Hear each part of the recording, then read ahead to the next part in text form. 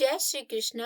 राधे राधे। आप सभी को पौष मास के 8वें दिन की ढेरों शुभकामनाएं। प्रिय दर्शकों, आज पौष मास का 8वां दिन है और आप सुन रहे हैं पौष मास महात्म्य, जिसमें आज आप 8वें दिन का वृत्तांत सुनेंगे, जिसमें विशेष रूप से महिषासुर और देवी के युद्ध से संबंधित वृत्तांत को आप सुनेंगे। तो आइए, आज का यह अध्याय आरंभ करने से पहले मैं आप सबसे निवेदन करती हूँ कि यह पवित्र पौष मास महात्म्य की वीडियो है तो इसे लाइक जरूर कर दीजिएगा और कमेंट बॉक्स में भगवान वासुदेव की कृपा पाने के लिए जय श्री हरि जरूर लिखिएगा। और अगर आप चैनल पर नए हैं तो सब्सक्राइब भी कर ही दीजिएगा। तो चलिए, आज का यह अध्याय शुरू करते हैं। तो बोलिए प्रेम से अपने अपने गुरु महाराज की जय। प्रथम पूज्य श्री गणेश भगवान की जय, विष्णु भगवान की जय। और आइए, आज का यह अध्याय अब आरंभ करते हैं। ऋषियों ने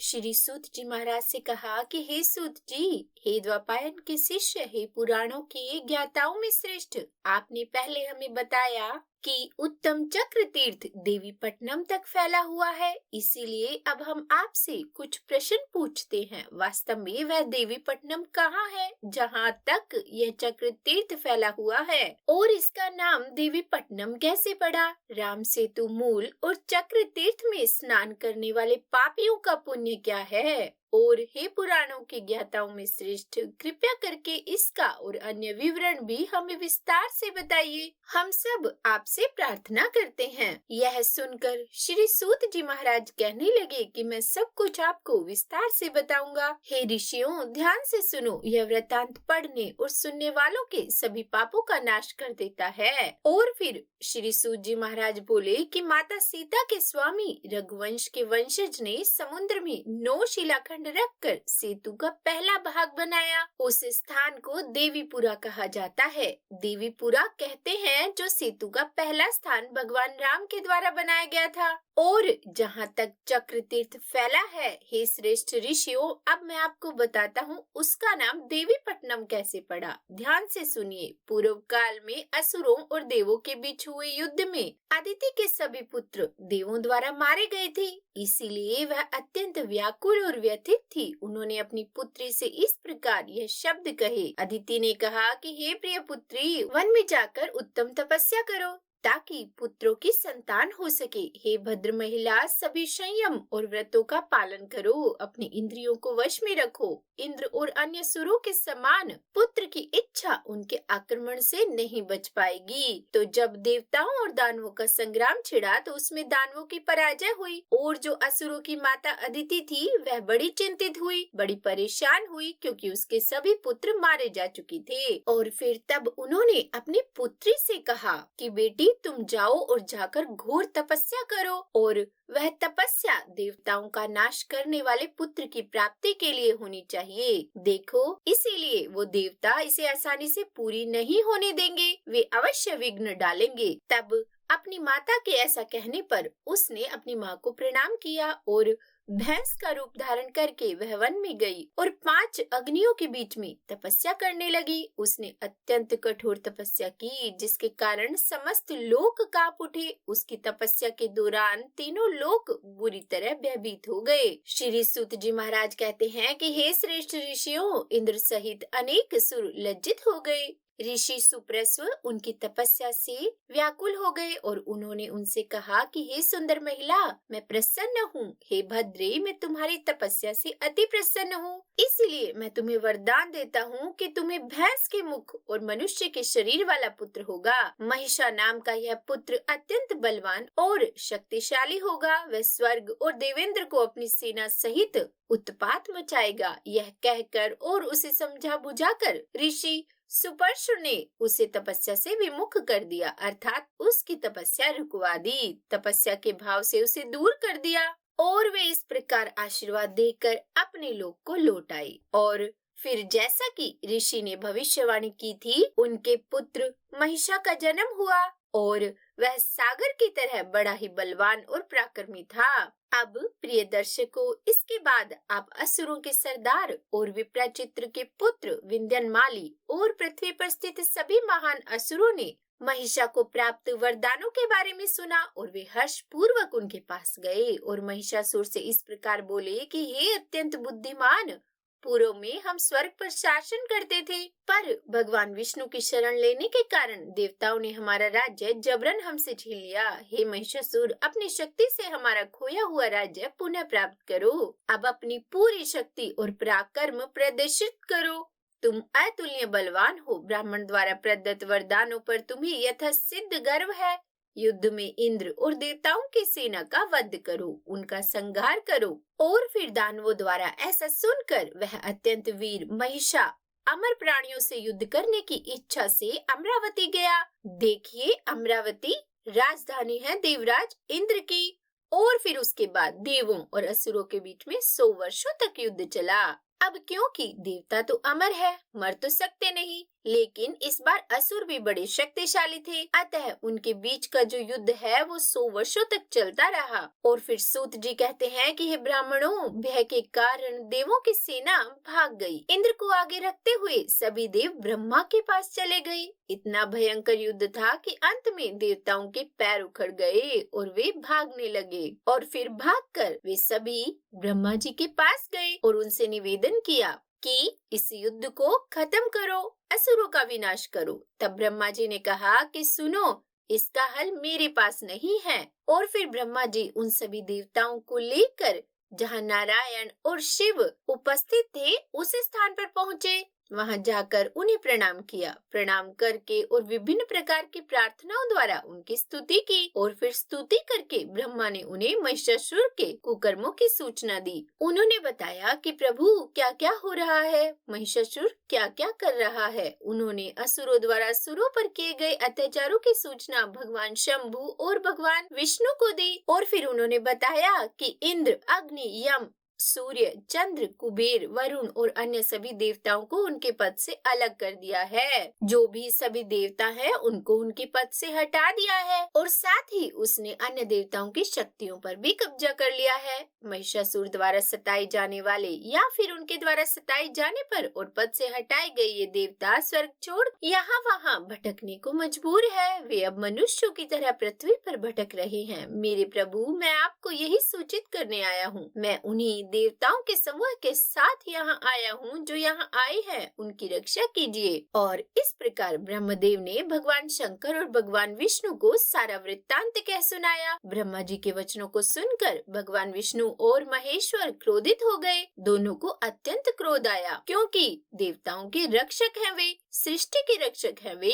यह जो संसार है, ये तीनों लोक है, इनका रक्षक कौन है? यह सृष्टि जिनकी है, जो इस प्राणी समुदाय के बीच कहे गए हैं। यदि कोई उनकी इस सृष्टि को ध्वंस करेगा तो क्रोध तो आएगा ही। और उस क्रोध के मारे उनके चेहरे बड़े भयानक हो गए। सूत जी कहते हैं कि हे ऋषियों, तब भगवान विष्णु, शंभु और ब्रह्मा जी के अत्यंत क्रोधित मुखों से एक महान प्रकाश निकला, एक ज्योति निकली, एक तेज निकला। इंद्र और अन्य देवताओं के शरीर से भी एक भयानक तेज निकला। यह तेज सभी तेज एक साथ मिलकर एक पिंड बन गई। यह तेज पिंड एक धधकते पर्वत के समान था। देवताओं के समूह ने इसे अपनी ज्वालाएं फैलाते हुए और हर दिशा को घेरते हुए देखा।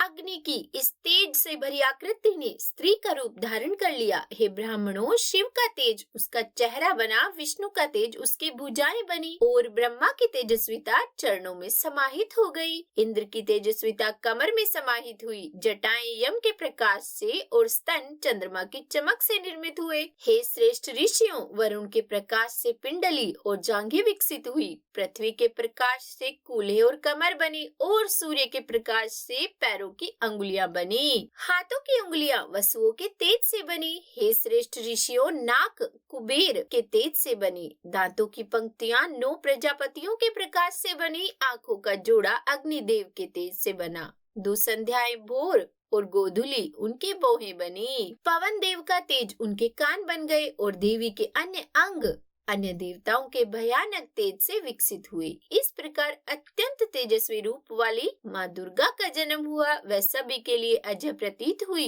इस प्रकार उनका जन्म सभी देवताओं के तेज के मिश्रण से हुआ। उन्हें देखकर महिषा द्वारा सताए गए सभी देवता प्रसन्न हुए, क्योंकि अब देवताओं को लगने लगा था कि यह जो देवी है वो देवताओं को महिषासुर से छुटकारा अवश्य दिलाएंगी। श्री सूत जी कहते हैं कि तब रुद्र के नेतृत्व में देवताओं ने अपने भाले और अन्य हथियार निकालकर उन देवी को सौंप दिए। उन्होंने उसे आभूषण, वस्त्र, मालाएं और चंदन का लेप दिया। आभूषणों, वस्त्रों, फूलों, शस्त्रों, मालाओं, चंदन के लेप आदि से सुसज्जित होकर वह देवी भयानक आवाज करने लगी और जोर जोर से हंसने लगी। उसने इतनी जोर से दहाड़ मारी कि मानो आकाश और पृथ्वी को हिला ही देगी वह आवाज। देवता उसकी सेवा में थे। देवी की भयानक दहाड़ से सारा ब्रह्मांड व्याकुल हो गया और फिर देवी अपने वाहन पर सवार हुई। और जब देवी अपने वाहन पर सवार हुई तो अमरजन, ऋषि, सिद्ध, गंधर्व और अन्य लोग विजय हो के जयकारे लगाते हुए उनकी स्तुति करने लगे।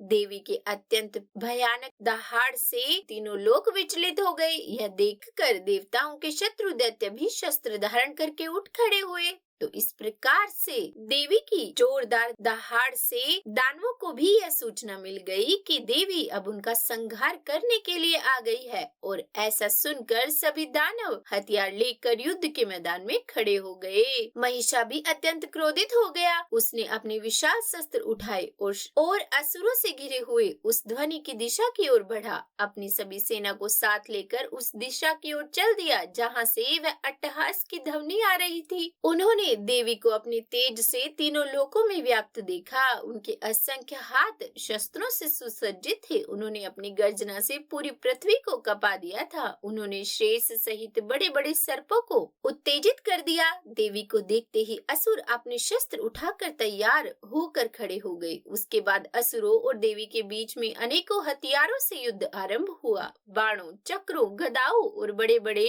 गदाओं से युद्ध छिड़ गया। तब अत्यधिक शक्तिशाली महिषा, जो शत्रुओं का नाश करने वाला था, उसने असंख्य हथियारों, हाथियों, घोड़ों अर्थात घुड़सवारों, रथों और पैदल सैनिकों के साथ देवी से युद्ध किया। असुरों के संपूर्ण समूहों, सेनापतियों की संख्या हजारों, लाखों और करोड़ों की थी और उनमें से प्रत्येक की सेना की कोई सीमा ही नहीं थी। इतने तो उनके सेनापति थे और उनकी सेना कितनी थी उसकी तो गिनती ही नहीं की जा सकती। उन सभी ने एक साथ सभी हथियारों से उस पर प्रहार करते हुए उसे घेर लिया। भयानक देवी ने अपने धनुष से छोड़े गए बाणों से दैत्यों द्वारा दागे गए सभी हथियारों के हमले को सहजता से रोक दिया और फिर देवी ने दैत्यों के शरीरों पर असंख्य बाणों की वर्षा की और देवी के समर्थन से और अधिक शक्ति प्राप्त करके देव भी निर्भीक हो गए। उन्होंने भी हथियारों द्वारा दैत्यों के प्रमुख सेनापतियों से युद्ध किया और इस प्रकार जब महिषा की सेना नष्ट हो गई तो महिषासुर अत्यंत क्रोधित हो उठा। उसने अपना धनुष उठाया और उसे जोर से चलाया जिससे एक जोरदार गर्जना हुई, एक आवाज आई। हे ऋषियों, उसने बाण धारण किए और उन्हें देवी के सेनाओं पर चलाना आरंभ कर दिया। उसने इंद्र पर 10,000 बाण, यम पर 5,000, वरुण पर 8,000, कुबेर पर 6,000, सूर्य, चंद्रमा, अग्निदेव, वायु, वसुओं और अश्वनी और अन्य देवताओं में से प्रत्येक पर 10-10 हजार बाण का प्रहार किया। दानवों के स्वामी शक्तिशाली व्यक्तियों में श्रेष्ठ महिषासुर ने इस प्रकार अनेकों बाण चलाए। फिर महिषासुर द्वारा कुचले जाने पर वे देवगण वहां से भाग गए। उन्होंने देवी की शरण ली और पुकार कर कहा, हमें बचाओ, हमें बचाओ, देवी हमें बचाओ। और फिर तब देवी ने अपने गणों अर्थात भूतों, दुष्ट आत्माओं, पिशाचों, बेतालों और अन्य को आदेश दिया, तुम असुर सेनाओं का शीघ्र ही संहार करो, मैं महिषासुर से युद्ध करूंगी। वह अपने बल के कारण बहुत अभिमानी है। तब देवी के गणों ने समस्त असुर सेना का शीघ्र ही संहार कर दिया। जब देवी के आदेश पर गणों ने सेना को नष्ट कर दिया तो महिषा गणों से युद्ध करना चाहता था। वह उनसे मुकाबला करने के लिए तैयार खड़ा था और इसी बीच महिषासुर के महानाद, सुचक्षुष, महाहनु, महाचंद, महाभक्ष, महोदरा, महोत्कट, पंचस, पांच दूड़, बहुनेत्र प्रभा को एकाक्ष, एक पाद और अपादक तथा अन्य अनेक मंत्री देवी से युद्ध करने के लिए विवश हो गए। वे देवी के सामने खड़े हो गए गए तो इतने एक साथ जो उनके मंत्रीगण थे, सेनापति थे, सब एक साथ युद्ध के लिए माँ देवी के सामने खड़े हो गए। तब देवी अपने वाहन जो अपने मन से परिपूर्ण था उस सिंह पर सवार हुई। उन्होंने अपने भयानक धनुष को उठाया जिसकी ध्वनि विश्व प्रलय के समय में बदल जाने वाली ध्वनि के समान थी। उन्होंने एक कर्कश ध्वनि उत्पन्न की और वज्र के समान बल से अनेक बाण चलाए। देवी ने युद्ध में 10 लाख हाथियों, 10 करोड़ घोड़ों, 10 करोड़ रथों, 1 करोड़ पैदल सैनिकों से सुसज्जित दैत्य महाहनु को मार डाला। हे श्रेष्ठ ऋषियों, उसकी सेना में प्रमुख इकाइयों के हजारों लाखों करोड़ों सेनापतियों को देवी ने अपने बाणों से मार डाला। महिषा के पास हजारों लाखों और करोड़ों की संख्या में अत्यंत शक्तिशाली असुर थे। इनमें से प्रत्येक के पास 4-4 टुकड़ियों की सेना भी थी। हे श्रेष्ठ ऋषियों, जिस प्रकार महिषा की विशाल सेना थी उसी प्रकार अन्य सैनिकों की भी विशाल सेना थी। देवी ने सुनहरे पंखों से जड़े बाणों से उस पूरी सेना का वध कर दिया। यह एक चमत्कार ही था कि यह कार्य मात्र एक यम के भीतर संपन्न हुआ। एक यम यानी कि 3 घंटे। तो देवी ने 3 घंटे में यह सारा संहार कर दिया। तो बोलिए प्रेम से दुर्गा माता की जय, विष्णु भगवान की जय। आज का यह अध्याय यही पूर्ण हुआ। अब इसके आगे की कथा हम कल इसके आगे आने वाले अध्याय में सुनेंगे। तो अगर आज की वीडियो अच्छी लगी हो तो लाइक एंड शेयर कीजिएगा और चैनल पर नए हैं सब्सक्राइब नहीं किया तो सब्सक्राइब भी कर ही दीजिएगा। और हाँ, कमेंट बॉक्स में जय श्री हरि जरूर लिखिएगा। तो बोलिए प्रेम से विष्णु भगवान की जय।